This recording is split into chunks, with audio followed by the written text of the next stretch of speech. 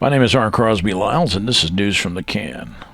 This is Random.org's dice rolling program. And I guess you can pick the number of dice, but I'm just going to use 2. I don't want to overcomplicate this much. So the deal is that, there's a lot of back and forth about what's going on with the COVID thing. And here's the study, and links are in the description. Berkeley News. So it's a pretty reputable source. Anyway, they're going back and forth. Berkeley is going back. Let's see who it is here. It's Stanford. I guess it must be Stanford going back and forth with Berkeley about the death rate of COVID. And they're looking at Italy, and how much is reported. And, they look at absolute death rates over a period of time. And kind of sort of my attitude about that is, you can see the hospitals are overrun. Who gives a fuck about the fucking... You know what I mean? People are going back and forth like that for like it's really fucking meaningful. It's not. I mean, the Chinese shut down China. Wuhan is a city of... God, I don't remember how it is, like 50 million or something like this. I mean, it's just... The cities in China are like ginormous. They're way bigger than any metropolis that we have in America. America's got small cities compared to any place, and to a lot of other places in the world. So they shut down basically just about the whole country. I think pretty much the whole country of China. Like 1.5 billion people, something like that. It's a lot. I mean, that's a big exercise, and I don't know if anybody remembers them, and I'm not trying to sell anybody on this. I'm not trying to sell anybody on anything. So I don't really, I don't really feel comfortable finding examples and replaying old stuff, because I'm not trying to convince anybody about anything. Except, an ounce of prevention is worth a pound of cure. Well, there is no cure for death. But here's my point. Here's what I want to get to. And I've said this, I've repeated this a number of times. Apparently, the second wave of the Spanish flu killed everybody that caught the flu. And here's what the dice, the thing with the dice. I've been meaning to talk about this for a while. Who gives a shit about what the fucking current, and pardon my language, but it's serious. When people, when it's about life and death, and stuff like that, when it's as serious as pandemic, with a novel strain of coronavirus, and they've been, and everybody from Bill Gates to, you name it, Dr. Fauci, it's like, who the hell is this guy, Dr. Fauci? He has advised every president since Ronald Reagan about epidemiology, about pandemic viruses. So every president since Ronald Reagan has had intimate contact with Dr. Fauci, because he's like the man. That's why he's on TV. That's why he's doing what he does. So anyone will tell you that the problem with COVID is how easily it spreads, but that's not all.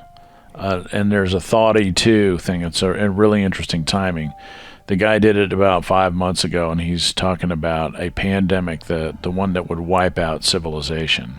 And he said the perfect disease is, very much like COVID. And basically what he's saying is that, what makes a disease perfect, would wipe out a lot of people, is that someone could not show symptoms for a long time and be infectious during that entire period of time, which is what's true for the COVID virus, COVID-19. And here's the interesting part about that. COVID is like walking pneumonia. And you basically feel okay, but your oxygen saturation level and your SATs, as it's called, in your body get lower and lower. It's like you're mountain climbing. If you get to a point where they have people that are, that walk in that are not feeling well, they walk into the emergency room or whatever. They're on their cell phone, they're talking, they're acting, they're doing their thing, acting basically like normal. They're carrying on their lives, they drove there, whatever, and they put a SAT monitor on their finger, and their fucking SATs are like 50% or something like that. Next thing you know, they go into respiratory arrest.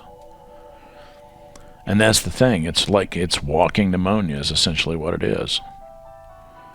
So I'm not trying to scare anybody or anything like that, but it's like the perfect, Trump was, quoted as saying it was genius. And I heard that on the news, and who fucking knows if that's true or not.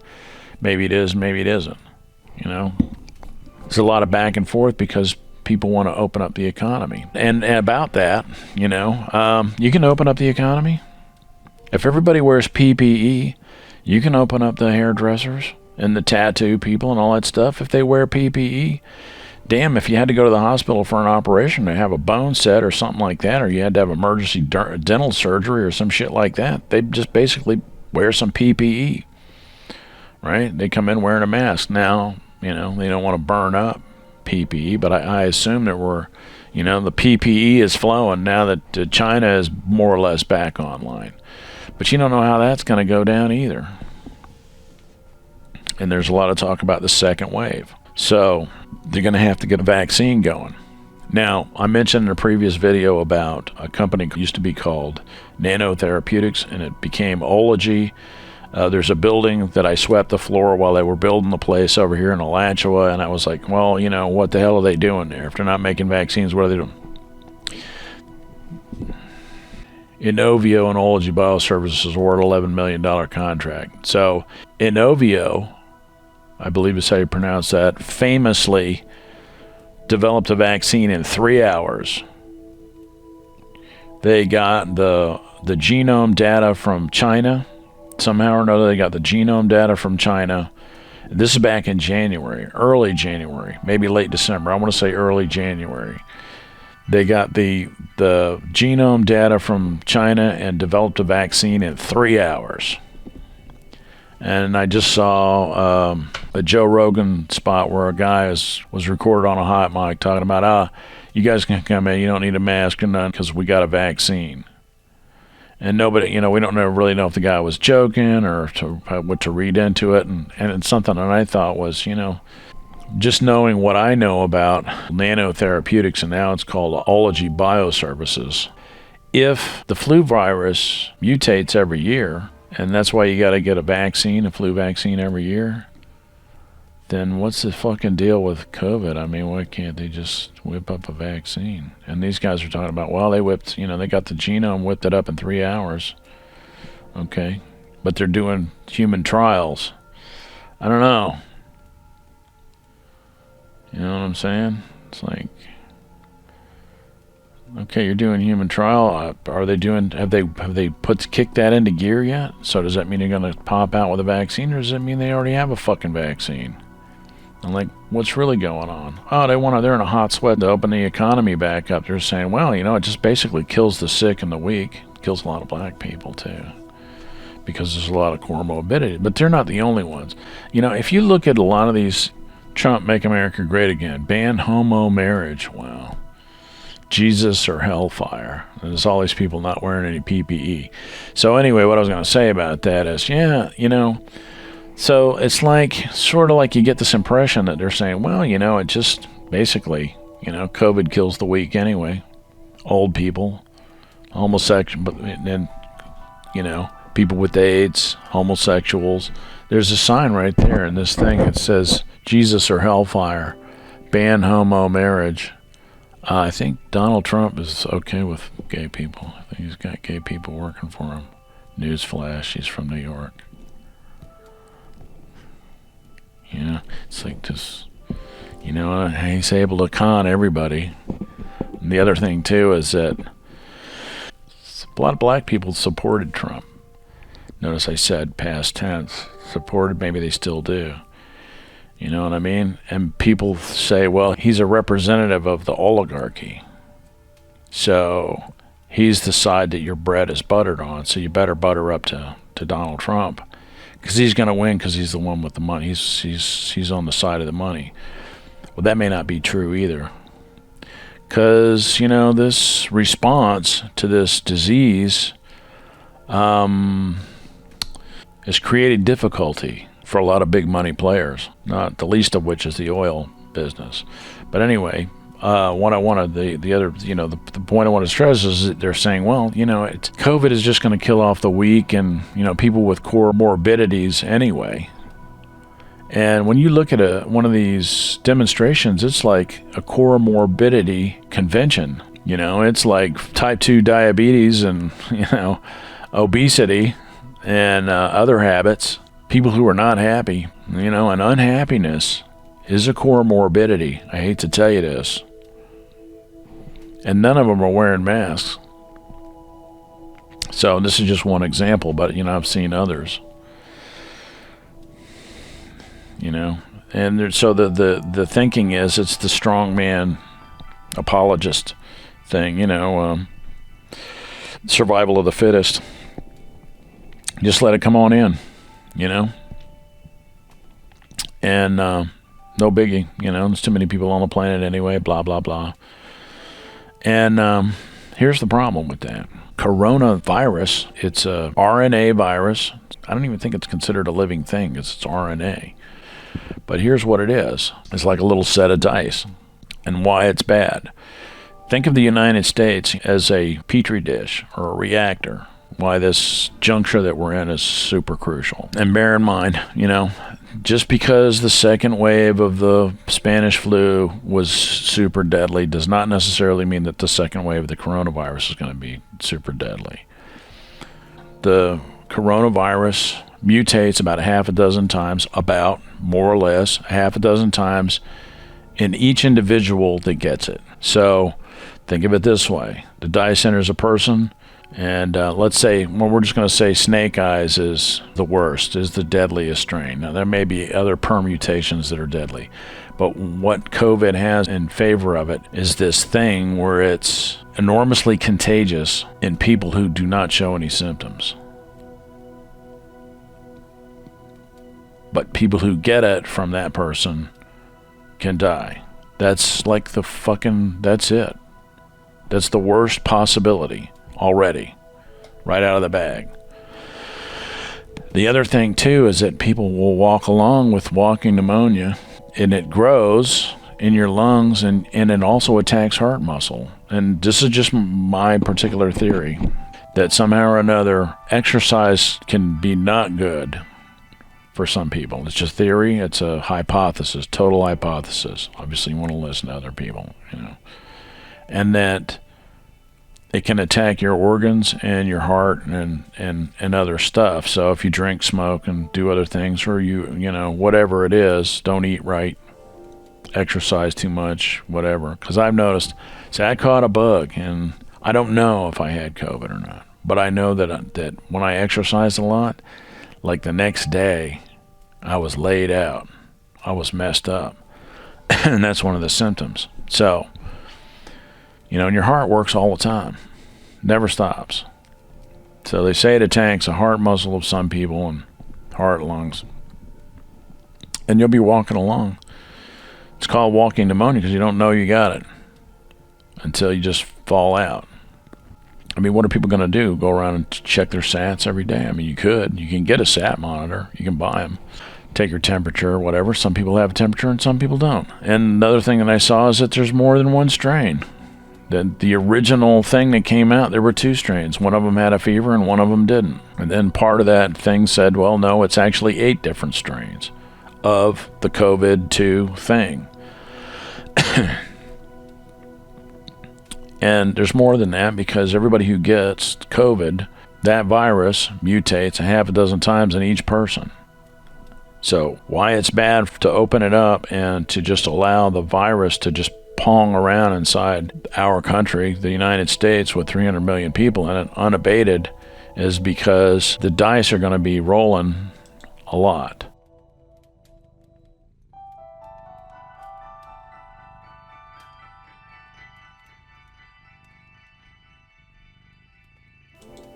If you said that one die was somewhat lethal, 50% lethal, but I don't want to just force stipulations on. I'm just going to say that snake eyes is lethal. The United States has 2 million people incarcerated. They want to let some people out, and there's some back and forth about that. Well, they're letting out criminals. Well, here's the deal. When you have people in close proximity who are infected, someone will start getting over it, and this is why caregivers die. Okay? I'm an gnat on a dog's ass. Do your own checking. But pretty much, this is my understanding of it. When you have people that are packed in together, and because it's airborne, essentially, pretty much,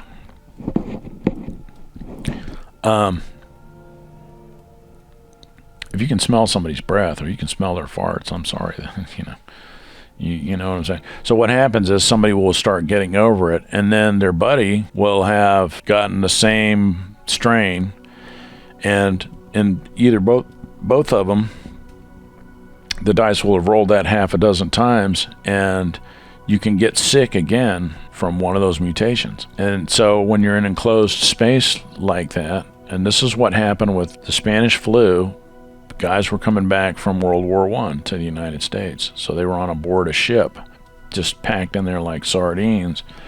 And the dice are able to get a lot of rolls. It's like almost like you're fishing for a lethal strain, in a sense.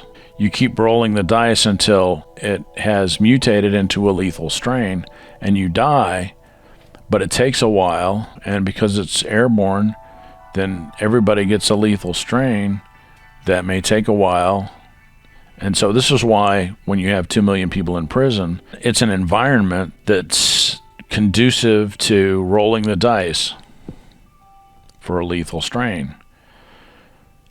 So here you have America, and we're going to let this thing out, and we're going to let those dice roll, right?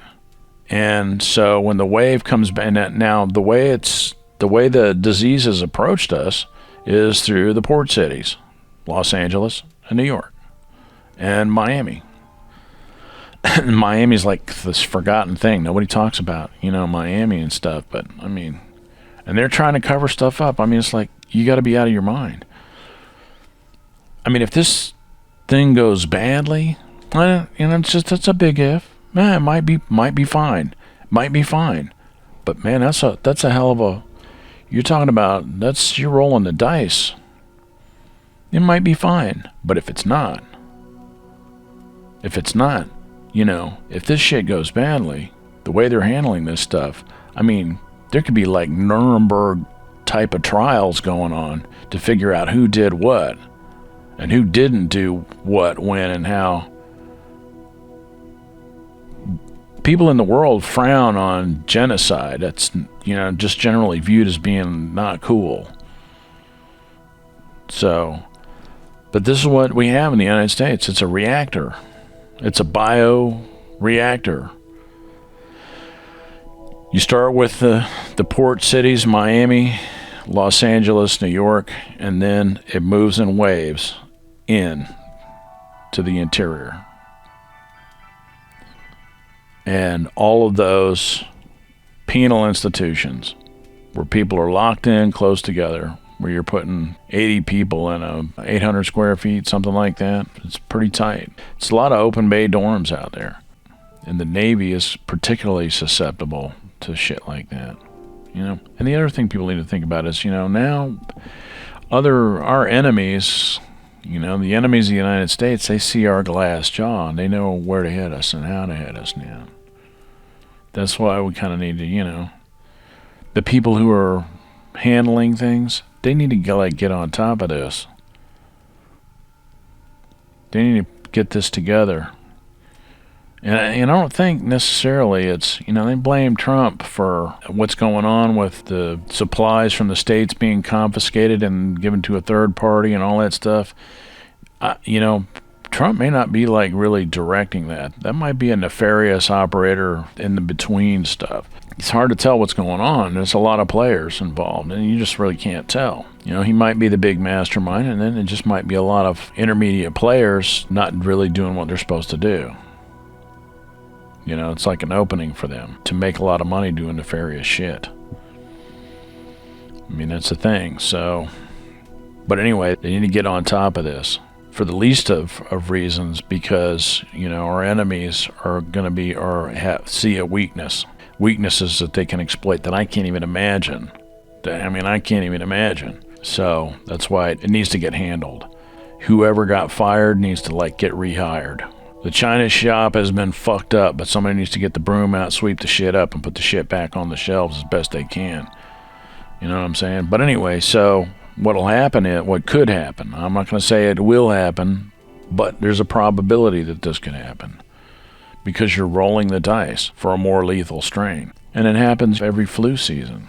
You know, if we open up too soon, or we don't do this thing right, and we don't hop, skip, and jump on that fucking vaccine, you know, get that figured out, and do all the stuff that we need to do, we can end up developing a more lethal strain and end up putting it back on the world. And obviously it's out everywhere else. I mean, you could have different strains of this virus coming from all over the place, coming from all these tropical countries in Africa and everywhere else. So that's bad enough.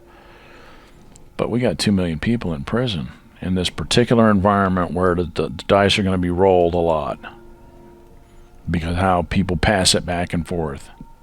They pass it back and forth, and it mutates, and it mutates, and it mutates, and it's like rolling the dice, you know. But if you don't have that situation, the dice aren't able to, because people get it, they get over it, and the load dissipates.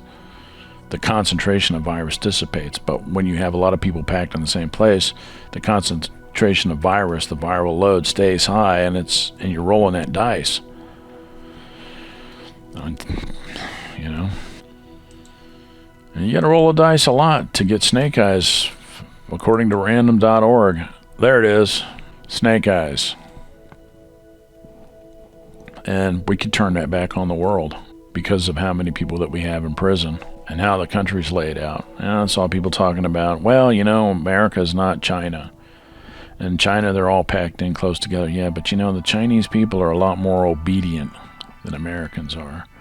Americans are not very obedient, and they're not used to the type of cooperation necessarily that you have to have in I mean, China's a different place. It has its susceptibilities, but, you know, America is enormously susceptible to passing disease around. They say, well, China, they've got a spitting problem. Well, yeah, that's true. But they have mitigating social fabric structures that, you know, a framework of shame you know, that works in an emergency. You know, they had drones flying around telling people to get back in their houses, go back inside. Anybody remember that from back in December? It was like November, December, something like that. Dude. So anyway, links are in the description. Random.org will be at the top. You know, this is one of the wonderful things that's on the internet that you can find. So much shit you can find. And I'm saying all this because, you know, there's a lot of people downplaying because, you know, there's a lot of money at play here, and it looks like an Irwin Allen film. The Towering Inferno, that's what it really reminds me of, because that's what the Towering Inferno was really all about. It's about people taking shortcuts to save money, you know, and hiring incompetent people to do really important jobs. And at one point they get up to the top of this building, and this happened 9/11. The people went up to the top of the building, and the exit doors were locked to go out onto the roof, so helicopters couldn't come and pick them up. And they were locked because people were going up there screwing around, smoking joints, you know, skydiving off the fucking top of the roof and shit. And it's because they didn't want to fucking pay somebody to go up there. They didn't want to pay a security service to go up there and manage the rooftop. You know what I mean? It's all about money. It's all about money. And that's what the Towering Inferno, that's what this movie was all about. It's all about, you know, greed. And Irwin Allen, and that's like a big topic of the 60s and 70s. The 70s was a period of, you know, expansive growth and all this kind of stuff, and new technologies, and, you know, big things happening, you know, space race and all that stuff, new technologies, new this, new that. And so that's what this movie was about. It was all about people doing dumb stuff in the middle of an emergency. You know, there's this part where, God, the guy goes up, and it's, you know, terrible. It combines two horrific things, falling from a high place and being on fire at the same time. It's like, you know, this thing right here. This was, Jesus Christ. When I was a kid, now this came out in 74, so I was like 9 years old when I saw the previews of this in the movie theater. I saw the previews when I was watching Poseidon Adventure, which is, you know, another amazing movie. But, you know, where they go back and forth about the human condition. Is a little bit different of a film. Same director, Irwin Allen. These were his big hits. The Towering Inferno made tons of money on this. It was, you know, a big tour de force, if you will. But this scene right here, where this lady is getting blown out of this, she throws a chair through this window, and because of the pressure differential, which is a thing, it sucks her out the window, you know, on fire.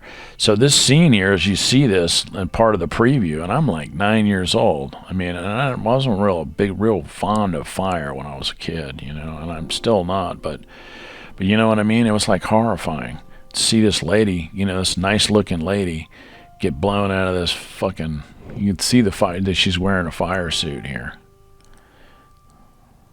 You couldn't tell in those days, you know, because the, you know, movie magic was really something else. But you can tell, you looking at this picture right here, you can see she's wearing a fire suit. It's a, you know, skin tone fire suit, right? Covering her face. I mean, it makes sense. If you're getting blown out of a window, you probably want to, you know. But it was horrifying. You know, the whole thing was was horrifying. And once you've seen 9/11, though, you can say, well, you know, yeah, it looks pretty fakey now. You look back on it and say, yeah, it doesn't look anything like that, because we saw 9/11, and that was pretty fucking horrific. You know, it didn't look anything like that. Oh, it looks like the whole cast there. There's O.J. Simpson right there on the end. So this scene right here, right before this lady gets blown out of this window, that's Robert Wagner's love interest in the movie, and he goes up to get her, and the fire blocks him in, and she says, well, can you call out for help? And he says, well, I had the phone disconnected, because this is his side babe. I guess he's married, and it's inconvenient and stuff, so he has the phone disconnected. And this is all, you know, you know, they really were heavy into karma in the 60s, 70s. They really played that thing up quite a bit. You know, God and the machine and karma and all that kind of stuff. You know, the guy disconnects the phone so that he is not disturbed, or so that he doesn't get caught for messing around with a side piece and all this kind of stuff, or whatever the hell it is that he's doing, whatever game that he's playing. And that's what this whole fucking movie is really all about. The perpetrators of all of this greed, right?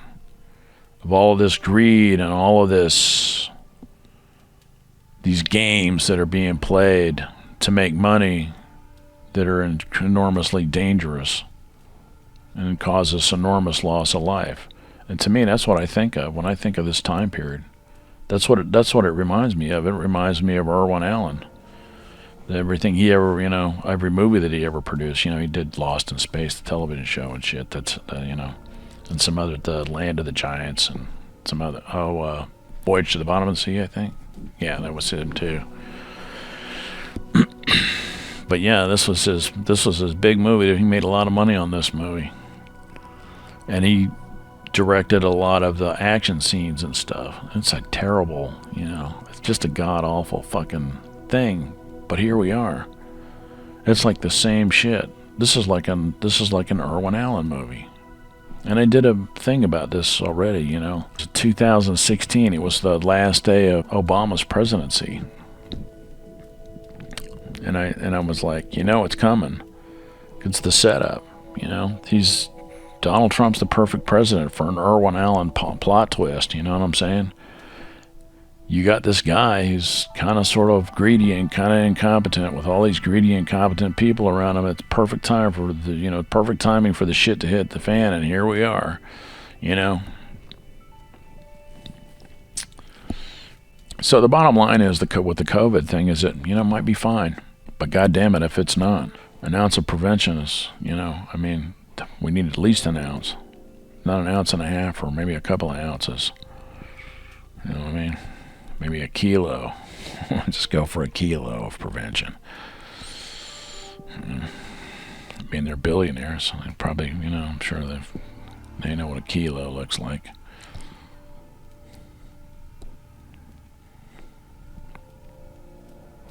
Jesus.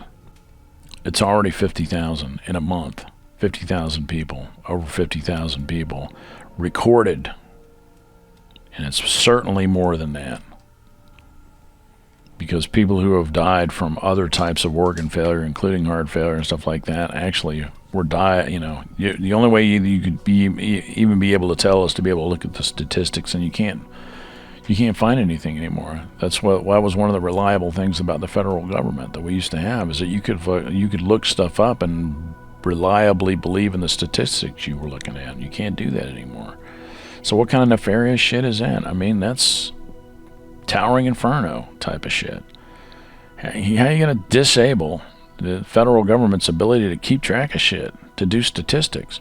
I mean, that's Towering Inferno in a nutshell. It's a setup for destruction. Anyway. So, y'all open it up if you want to. And there's ways to do that. I mean, if everybody's got PPE, we've got the ability to medically handle the number of people that are going to be coming in with severe respiratory illness. But if it goes badly, it's going to go bad. It's going to go Towering Inferno bad.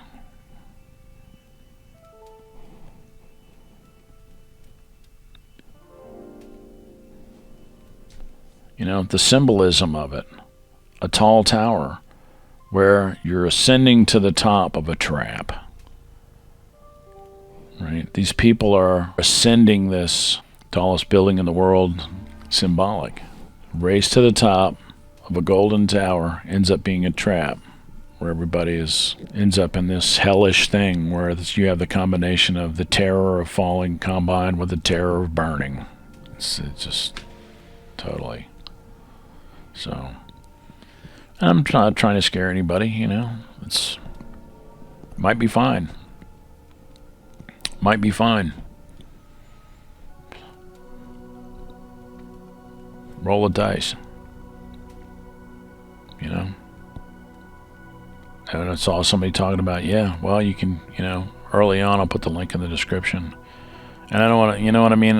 I could do that. I could go and I could find the clips and play the clips and do that. I don't really want to do that. I want to get the ideas out. Because I don't really want to sell it. I don't want to sell it. It's a discussion. I don't really want to sell it. And just, and I'm a gnat on a dog's ass. I'm not an expert. But this is just the way I see it.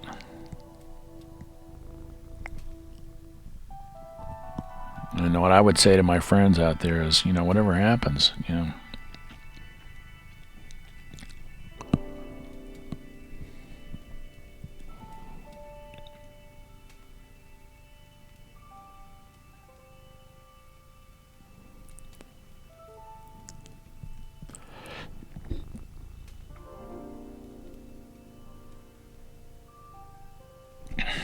this too shall pass, but cover your ass. I mean, it's not going to be a problem if we're wearing PPE, even if, they open shit up, or however they do it, however people decide they want to do it. It's not going to hurt to go out with a little PPE on. I always just pray that y'all, y'all out there hear what you need to hear. That's all, and the people who are in charge, y'all need to get your shit together.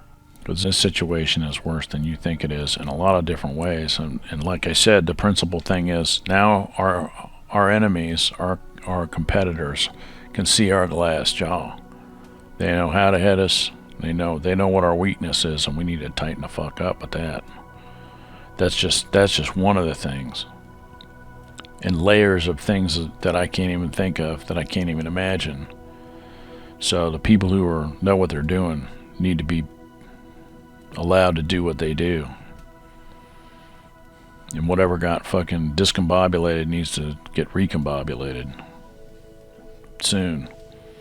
And that's it. My name is R. Crosby Lyles. I love you guys. man, take care out there. Quick last word about, hydroxychloroquine, and a lot of back and forth about that. Hydroxychloroquine is, the efficacy of it is tied up with how it theoretically allows the zinc ion to penetrate the cell. Zinc inhibits the propagation of it. It keeps the virus from replicating in the cell. It inhibits that. Medcram.com has done a lot of videos about that. So it has to do with dosing, and if people have, if there's interactions, you can have cardiac interactions because of zinc as well. So you don't want people taking a whole shit ton of fucking zinc and hydroxychloroquine, because if they got a heart condition, because you can kill somebody. Yeah. So dosing is kind of crucial there, but that's the basic idea, is that hydroxychloroquine allows the zinc ion to penetrate the cell membrane, to get into the cell, to keep the virus from replicating. And there's been some talk that quinine does something similar.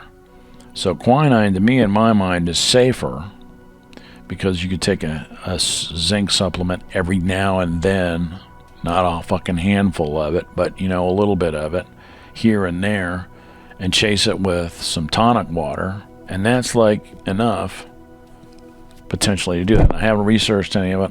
I'm a gnat on a dog's ass. I'm not a medical professional. I don't know that much about it, but there may be other things, doing a little Google search and finding out if there are other things that allow the zinc ion to penetrate the cell membrane, to retard the ability of the virus to replicate.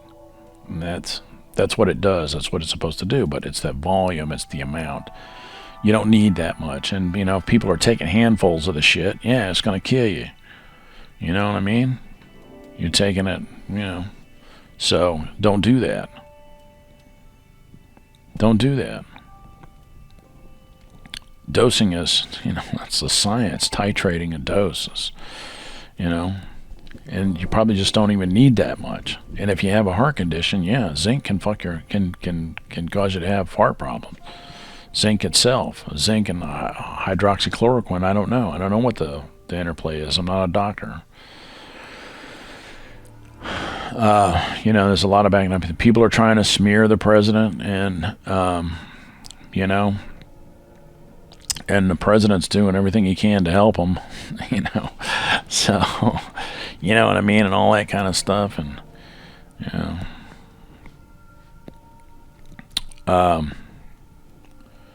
and it's hard to tell what's really going on. That's why I just want to stay out of the politics, frankly. I don't want to, I really don't want to critique too much that's going on, because, I think that basically Donald Trump's a decent human being. I said it in my previous video. He's a decent human being, but nefarious operator. He's got an environment. He's got an ecosystem. There's 1 million employees in the executive branch. So that's an enormous ecosystem for nefarious operators to get into and to make millions, if not billions of dollars by doing shit like confiscating valuable medical equipment from states and then selling it wholesale to third-party operators who turn around and sell it back to the states, or something like this that was supposedly going on. This is what I hear on the news, and if it's true, who knows? I mean, that sounds pretty crazy. Don't know if it's true or not. It may not be true, but it's an enormous ecosystem, and if somebody's not really riding herd over that situation, it happens to every president. It happens to every president. Every president, sooner or later, they get a nefarious operator in there that does something screwy, so that either he, she, or their buddies can make a whole lot of money because they're in the spot. They're in they're sitting on the emperor's chair. You know what I mean? Oh, let me just borrow that emperor's signature ring real quick and just put a little stamp on this and mail it on. You know what I mean? Got people who've been, there's this brain trust that knows how to handle specific shit. You just willy-nilly fire them. It's like being a ship captain and firing the pilot who just came on board to get you through, a really dangerous inlet, river mouth, into a port somewhere. Or just ripping your navigational equipment out. Your GPS, pulling your GPS equipment out and throwing it overboard, in the middle of the ocean. And you're taking you can navigate without it, if you've got stars. If you don't have stars, if you got stormy weather, it could suck. But that's who those people are. That's your brain trust. It's like ripping part of your brain out and throwing it on the pavement and stomping on it. You know what I mean? You can't get rid of those people. They're like really super valuable. You just kind of like let them do their thing. The infectious disease people, you kind of sort of leave them alone and let them do their shit. Because there's so much stuff they know how to do. The H5N1 thing. They got lucky. We diverted an epidemic in this country from that pandemic. By the skin of our teeth, apparently, we got lucky doing something. And now I guess there's a vaccine for it. Rehire the people that got fired. Kiss their butts. Apologize. Put them back. Let them do their thing. Let everybody do their fucking jobs. Eat a little humble pie. Donald Trump's only has one choice in this deal. Donald Trump and Mike Pence and all those guys, they only have one choice. There's only one thing they can do right now to avoid, really getting baked in the history books. You're going to have to be a fucking hero. And being a hero might mean you're going to have to eat some humble pie. Let people who know what they're doing do what they do.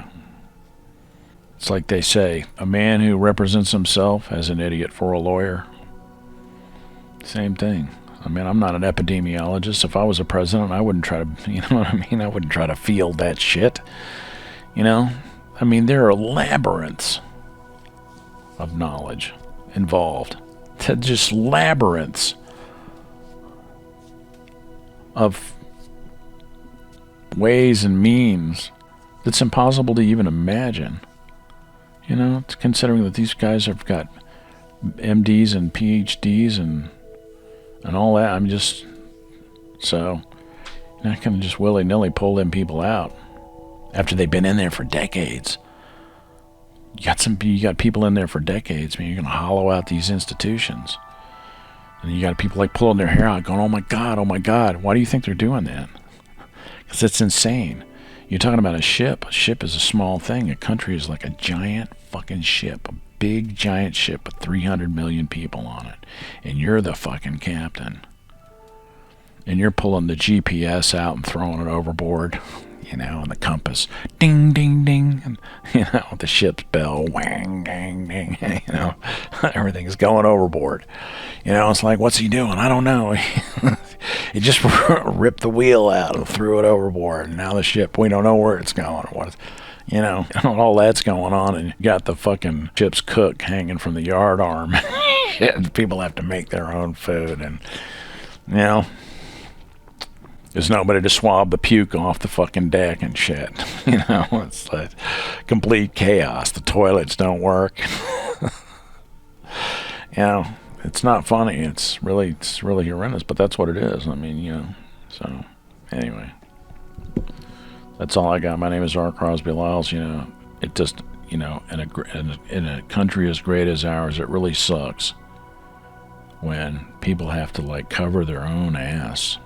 Especially when big, giant companies are getting paid a lot of money. You know what I'm saying? In relief. That's kind of, And, who knows?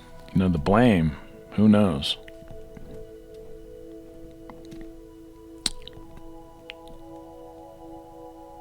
Donald Trump says he's not for that. He wants the people to get help. I'll take him at his word, because it's really impossible for me to really tell what's going on. Anyway, I love you guys. Take care. Cover your ass. Don't get sick. And take it easy. That's it. See you.